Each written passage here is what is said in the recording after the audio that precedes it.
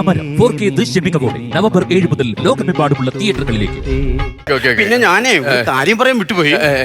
Cameraman സാറിനെ ഒരുപാട് സഹായിക്കും. നാളെ വരത്തുള്ളൂ. ആരാണ്? സാറിന് അറിയാമായിരിക്കും. നമ്മളെ കരുനാഗപ്പള്ളിയിലുള്ള മിസ്റ്റർ നിതീഷ് ചന്ദ്രൻ ബായ്. നികേഷ് ചന്ദ്രൻ ഭായ്? ഒരിക്കലും വേണ്ട.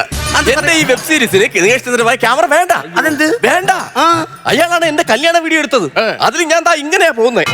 അപ്പൊ എന്റെ വെബ് സീരീസ് എന്തായിരിക്കും അവസ്ഥ? സ്റ്റോറി ലൈൻ പറ. സ്റ്റോറി ലൈൻ എന്ന് പറഞ്ഞാൽ നമ്മളിപ്പം അഭിനയിച്ച് കുറച്ച് സെറ്റപ്പ് ഉണ്ട്. നമ്മൾ നാടകത്തിലൊക്കെ ഒരുമിച്ചായിരുന്നു സാറേ. നമ്മുടെ നാടകത്തിൽ അത് സ്റ്റോറി ലൈൻ പറ. സ്റ്റോറി ലൈൻ അഭിനയിക്കുന്ന ഒരു സംഭവം.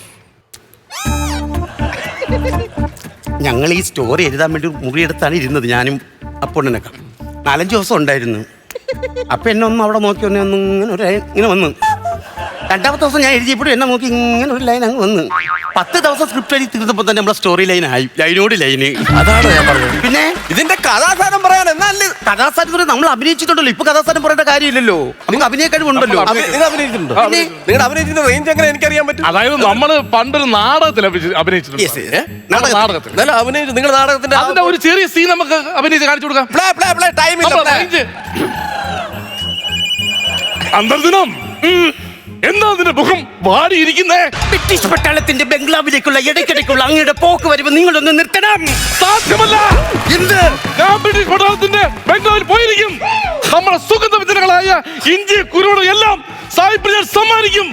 മാത്രമല്ല ഇവിടുത്തെ സുന്ദരി മണികളെ എല്ലാ വനിതകളെയും ഞാൻ ബ്രിട്ടീഷ് പട്ടാളത്തിൽ കൊണ്ടുപോയിരിക്കും. എന്നെയും കൊണ്ടുപോകോ, എന്നെയും കൊണ്ടുപോകോ, എന്നെയും കൊണ്ടുപോകോ. ഇല്ല തമ്പുരാട്ടി, എന്റെ തമ്പുരാട്ടി ഞാൻ കൊണ്ടുപോകില്ല. എന്റെ പൊന്നാണെന്റെ തമ്പുരാട്ടി എന്നെ കൊണ്ടുപോകും. EMI 2500 അടയ്ക്കണം എന്നുള്ള അവസ്ഥയാണ് ഞാൻ.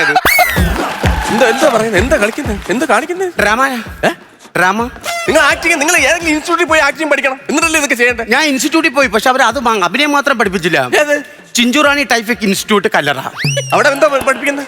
ടൈപ്പിംഗ്. റൈറ്റ്. സാറ് കൂടുതൽ നമ്മളെ കളിയാക്കരുത്. എന്നെ കുറിച്ച് സാറിന് അറിഞ്ഞുകൂടാത്തോണ്ടാണ്. എന്ത്? ഈ കാന്താര സിനിമയല്ലേ, അതിന്റെ ഫസ്റ്റ് സിനിമയിൽ ഞാൻ അഭിനയിച്ചതാണ്. ഈ സെക്കൻഡ് വിളിച്ചിട്ട് ഞാൻ പോയില്ല.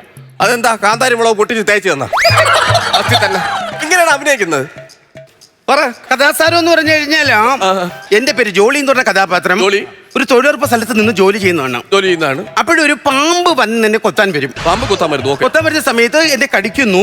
ഞാൻ ഈ സമയത്ത് റബ്ബർ വെട്ടിക്കൊണ്ടിരിക്കുന്ന അപ്പൊണ്ണാണ് ചെയ്യേണ്ടത്. നേരെ ചെയ്യണേ. പിന്നെ നീ എന്റെ അടുത്തൊന്നും പറയണ, ഞാൻ കൃത്യമായിട്ട് അല്ല കറക്റ്റായിട്ട് ഞാൻ ചെയ്തിരിക്കും. അത് വേറെ കാര്യം. ഈ ബേസ് കേട്ടാൽ തന്നെ അറിയാം പുള്ളി തെറ്റിക്കുന്നു. അല്ലെങ്കിൽ ഇത്രയും സമയമില്ലാത്ത ഒരു ബേസ് ഇപ്പൊ ഇടേണ്ട കാര്യം തോന്നുന്നു. ഇത് തെറ്റിക്കുമെന്ന് ഉറപ്പല്ലേ സാർ? അപ്പൊ കഥാസാരം എന്ന് പറഞ്ഞു കഴിഞ്ഞാൽ ആദ്യം നമ്മള് ഞാനെന്ന് പറഞ്ഞ കഥാപാത്രം ഓക്കെ ഇങ്ങനെ കളിച്ചോണ്ടിരിക്കുമ്പോ മൺമെട്ടി എടുത്തോളൂ. അതൊന്ന് പ്ലേ ചെയ്ത് കാണിക്കും നോക്കട്ടെ ഞാൻ എങ്ങനെ. പക്ഷെ ഞാൻ വേറൊരു കാര്യം, നാളെ ക്യാമറ ഉണ്ടായിരുന്നു, അപ്പം ചെയ്താൽ മതിയായിരുന്നു. നിങ്ങൾ അഭിനയം കാണട്ടെ, പിന്നെ ക്യാമറ എടുത്തോണ്ട് വരണോ അവിടെ വെച്ചിട്ട് വരണോ ഞാൻ ആലോചിക്കാം.